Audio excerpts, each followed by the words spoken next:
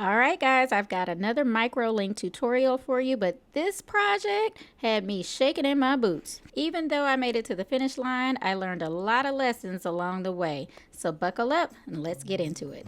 Today's video is brought to us by Ywigs. They sent me over 5 bundles of their body wave 20-inch feather crochet. And fun fact, if you scan this QR code, it'll take you right to their website. This is in the color 27 and there are 50 strands per bundle. Now I'm going to be using 5 bundles of hair, but you're only going to see me color 4 and you'll see why a little bit later. Now after doing some research on how to ombre color bundles or wigs, everybody said to tone out the blonde, so I'm going to do a water bath of the Shimmer Lights purple shampoo. Since the ends are the only blonde that's going to be showing, I just toned out the ends of the hair except for one bundle. After talking to a few of my hairstylist friends who specialize in color, they recommended that at least one bundle can stay a full blonde since it will be in the back. In full transparency, I did not trust any step of this process at all, especially here because it looks pretty good on camera, but in person, when I toned it out, it looked so silver and so gray. I thought I had completely messed it up at this point, but I couldn't go back, so let's move on to the next step. This is the color that I chose for my transition shade, and yes, we're gonna do a water dip dye because I don't know nothing about brushing color on anything.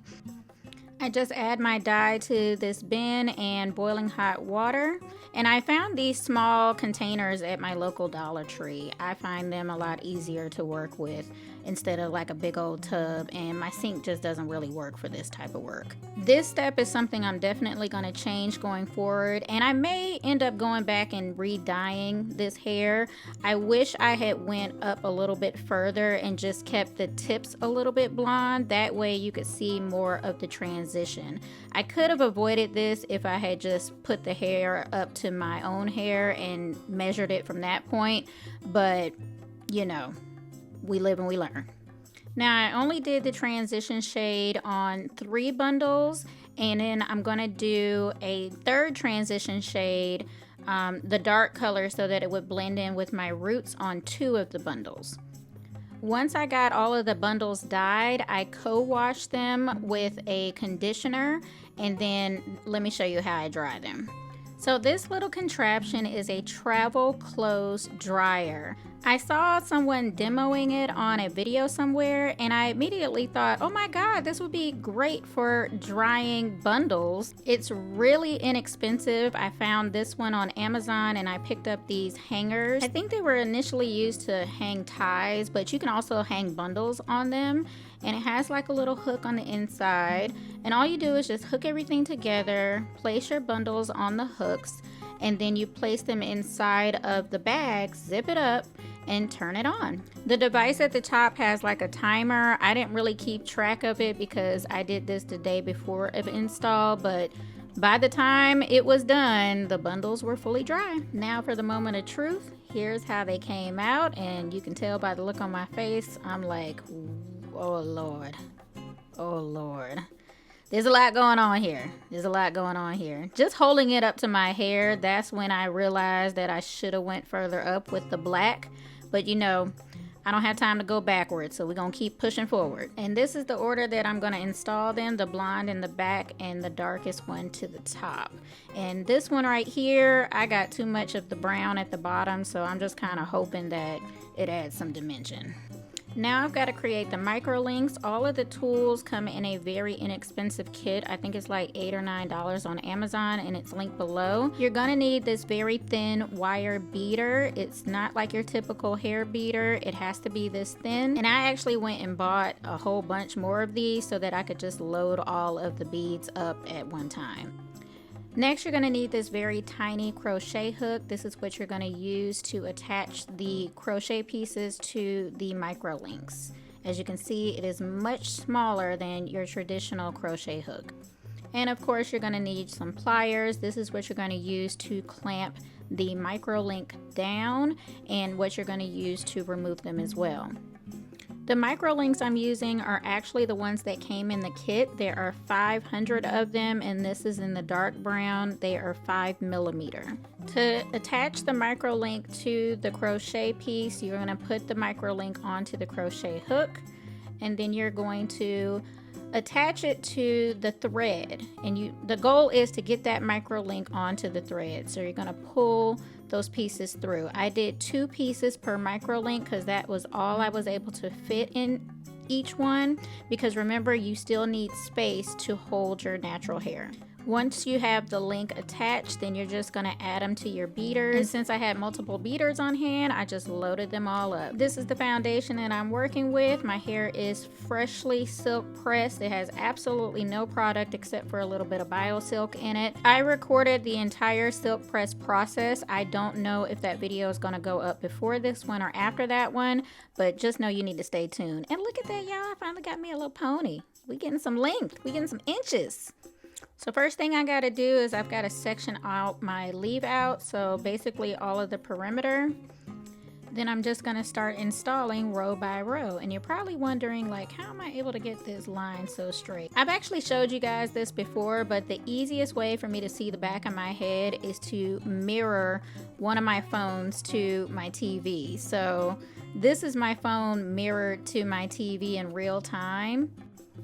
Because I am recording this, it does help tremendously that I do have 2 phones to capture this, because you can't really record while you're screen mirroring, because what happens is that there's a delay and you can't really see what you're doing while it's recording. So I'm using my other phone to show you what I can see in real time. Honestly, if I did not have this resource available, it would not look this good in the back. I also took some extra time this go around to make sure that I had some straight lines.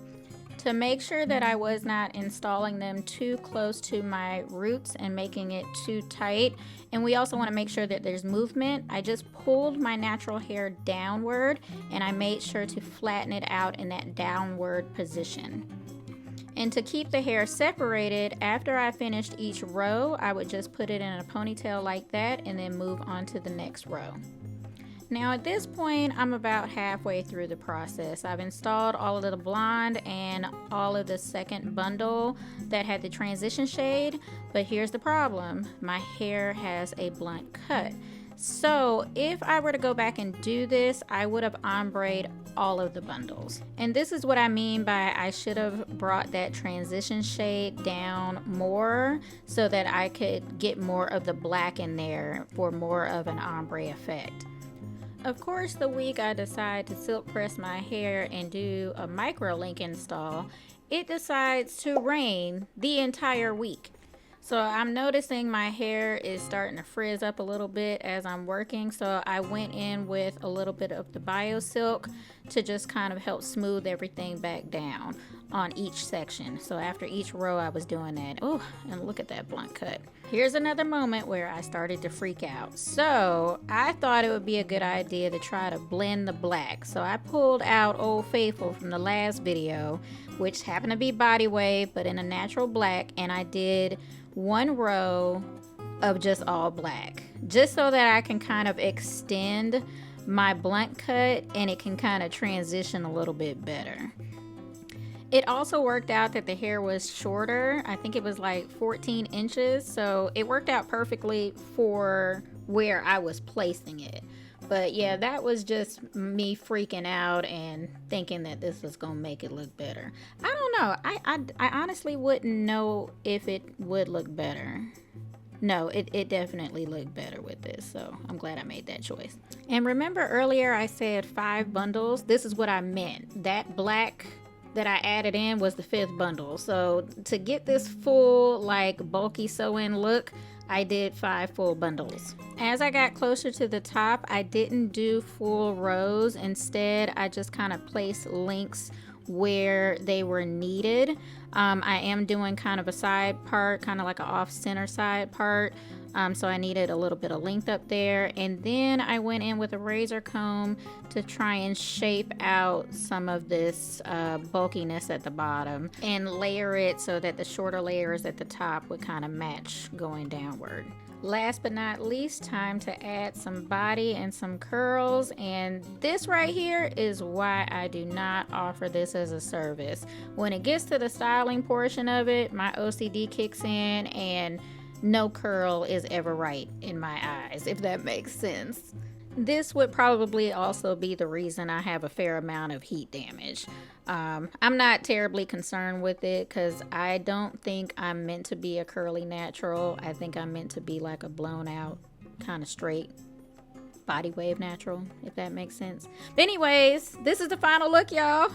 This is what I mean by I should have ombre all the hair, because y'all see that black chunk at my neck? Oh, it was driving me insane. Either way, we got to the finish line, y'all. We got to the finish line. I love the color. I love the dimension. I just need a lot of work with the blending part. And practice makes perfect, so stay tuned for some more videos of me trying to figure this out. If hair wasn't my life and career, I think I would just be a micro link girly. The versatility is just unmatched. As always, if you learned something new, make sure you share this video with a friend and give it a big thumbs up. It helps the channel out so much.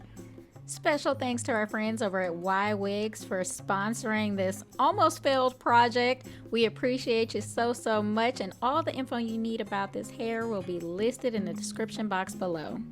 If you're new here, welcome to the family. Make sure you hit that subscribe button on your way out and hit that notification bell so that you don't miss my next upload. Thanks so much for being here and watching today's video. I will catch you in the next one. Bye.